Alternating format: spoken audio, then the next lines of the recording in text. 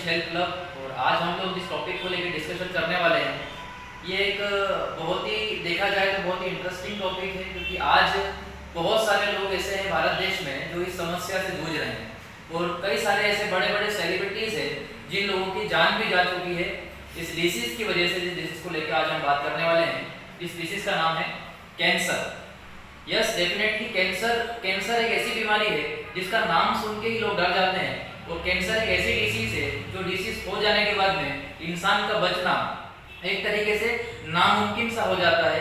तो आज हम बात करने वाले हैं कैंसर को लेकर। कैंसर क्या होता है, कैंसर किस तरीके से होता है। और सबसे पहले मैं आप लोगों को ये बता देना चाहूँगा कि ये जो कैंसर होता है ये हम सभी लोगों के शरीर में पहले से ही मौजूद होते हैं। ये हमारे शरीर में पहले से ही मौजूद होते हैं, यानी कि हमारे शरीर में कैंसर सेल जो होते हैं ये पहले से ही मौजूद होते हैं। लेकिन हमारे शरीर में एक शक्ति के होने की वजह से ये कैंसर सेल बाय प्रोडक्ट धीरे धीरे करके खत्म होना शुरू हो जाते हैं। जैसा कि आप सभी लोग जानते हैं कि हमारे शरीर में मिलियंस सेल्स होते हैं, यानी कि बहुत सारे लाखों की संख्या में हमारे शरीर में सेल्स होते हैं। और वो लाखों की संख्या में शरीर में सेल्स होते हैं, जैसे ही पुराने सेल्स मर जाते हैं वैसे ही नए सेल्स वापस आ जाते हैं। और ये प्रक्रिया लगातार हमारे जन्म से लेकर हमारी मृत्यु तक लगातार इस तरीके की प्रक्रिया चलती रहती है। लेकिन सबसे बड़ी सोचने वाली बात यह है कि आज हम सबके शरीर में ये जो बीमारी है कैंसर, आज पूरे में अगर वर्ल्ड का रेशो देखने के लिए जाऊंगा तो पूरे वर्ल्ड की अगर बात करूंगा तो लास्ट ईयर में 98 लाख लोगों की कैंसर की बीमारी से मौत हो चुकी है। मैं अगर भारत देश की बात करूंगा तो करीब 8 लाख से भी ज्यादा लोगों की भारत देश में कैंसर से डेथ हो चुकी है, जिसमें माय डियर फ्रेंड्स बहुत सारे बड़े बड़े सेलिब्रिटीज भी शामिल है। और जिन लोगों का आप लोग भली बात नाम जानते हैं, रिसेंटली कई सारे सेलिब्रिटीज की जो बॉलीवुड के सेलिब्रिटीज थे उन लोगों की भी कैंसर की वजह से डेथ हो चुकी है। तो ये बहुत ही खतरनाक बीमारी है दोस्तों, जिसके लिए जितना बोलेंगे उतना कम है। लेकिन एक मोटा मोटा आंकड़ा अगर बताने के लिए जाऊंगा तो WHO के मुताबिक आप सभी लोग जानते होंगे, विश्व स्वास्थ्य संगठन WHO के मुताबिक जो सबसे ज्यादा डेथ होती है अगर किसी बीमारी से तो वो होती है कैंसर से। और ये कैंसर डेथ के मामले में सेकंड नंबर पे आता है। सबसे ज्यादा डेथ अगर होती है तो वो होती है कैंसर की वजह से। तो अगर हमारे शरीर में पहले से ही ये कैंसर सेल मौजूद होती है तो हम सब लोगों को कैंसर क्यों नहीं होता है। तो जैसा कि आप लोग जानते हैं कि हमारा जो शरीर है वो अलग अलग ऑर्गेन से मिलकर के बना होता है, जैसे कि हमारा लीवर, हमारा किडनी, हमारे लंग्स, हमारे फेफड़े, ऐसे डिफरेंट टाइप के अलग अलग हमारे ऑर्गेन्स होते हैं। और आप सभी लोग भली बात जानते होंगे कि ये जो ऑर्गेन्स होते हैं ये हम लोगों के सेल्स की मौजूदगी की वजह से ये सारे ऑर्गेन्स जो होते हैं बहुत अच्छे से वर्क कर पाते हैं और सेल्स की वजह से ये सारे ऑर्गेन बनते हैं। तो जैसा कि ये छोटे छोटे जो ऑर्गेन्स होते हैं, अलग अलग जो ऑर्गेन्स होते हैं, ये हमारी बॉडी में जिस तरीके से सेल्स बनती है डेली बेसिस पे जो सेल्स बनती जाती है और पुरानी सेल्स मरती जाती है और ये प्रक्रिया निरंतर चलती रहती है। तो जैसा कि आप सभी लोग जानते हैं कि हमारा पूरा शरीर अलग अलग ऑर्गन से मिलकर बना होता है, जैसे कि liver, brain, lungs, heart, kidney, intestine, stomach. और ये सारे ऑर्गन जो होते हैं ये छोटे छोटे सेल्स से मिलकर बने होते हैं। और ये सेल्स जो होते हैं हमारी पूरी बॉडी में लगातार बढ़ते रहते हैं और मरे हुए सेल्स की कमी को पूरा करते रहते हैं। तो सेल्स के अंदर मौजूद DNA हमारी इन सेल्स को गाइड करता है कि उन्हें क्या करना है और कैसे करना है। दोस्तों बोलने के लिए जाएंगे, DNA जो होता है हमारे शरीर का, यानी कि सेल का एक तरह का सॉफ्टवेयर होता है जिसमें सारी चीज़ें होती है। हमारे सेल का डिवाइड होना, ना होना, कब होना, ये सब कुछ जो तय होता है ये DNA ही तय करता है।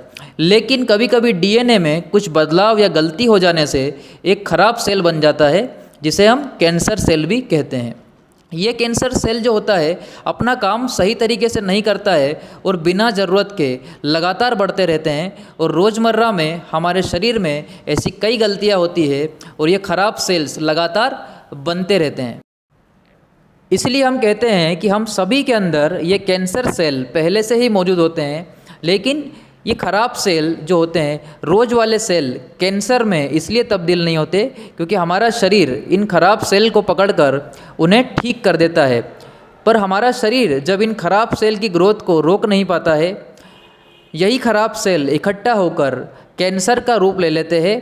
और आप सभी लोग जानते हैं जिस ऑर्गन में ये बढ़ना शुरू होते हैं उस ऑर्गन के सारे काम रुक जाते हैं। और एक ही ऑर्गन का काम रुक जाने से हमारा पूरा शरीर परेशानी में आ जाता है।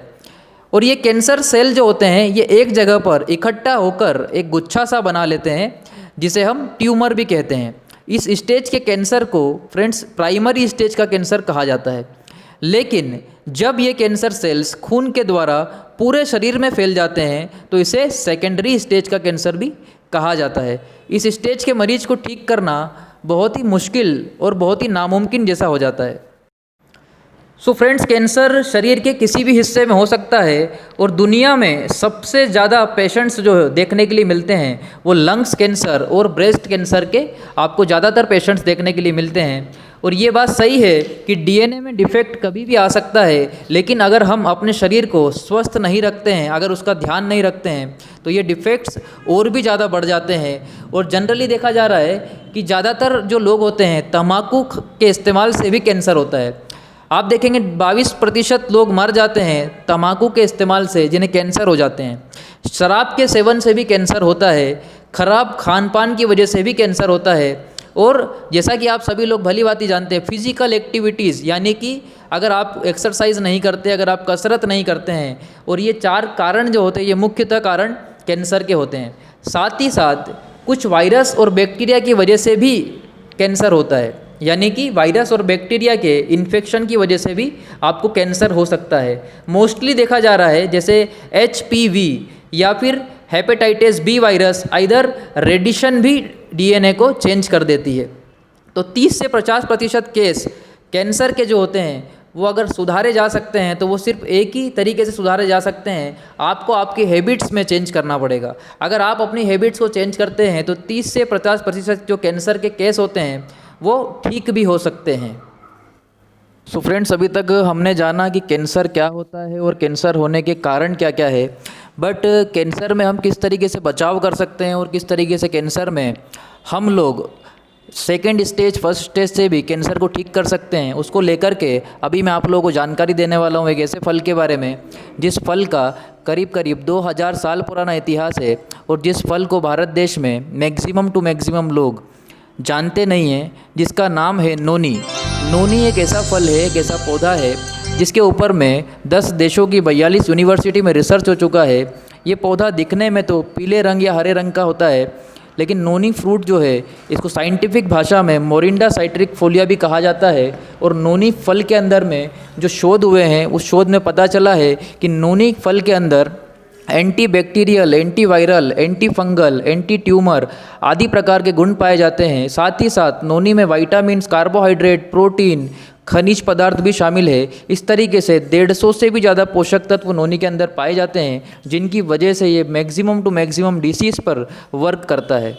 तो साथ ही साथ मैं बात कर रहा था कैंसर को लेकर के, तो कैंसर में आप लोग जानते हैं बखूबी कि एक सॉल्यूशन और होता है जिसे कहते हैं कीमोथेरेपी। कीमोथेरेपी फ्रेंड्स 2 शब्दों से मिलकर बना है, केमिकल यानी कि रसायन और थेरेपी यानी कि उपचार।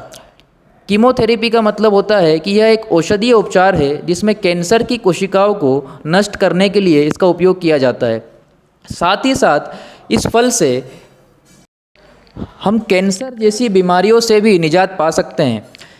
कैंसर कोशिकाओं को भी नष्ट करने की इसके अंदर में पोटेंशियलिटी होती है।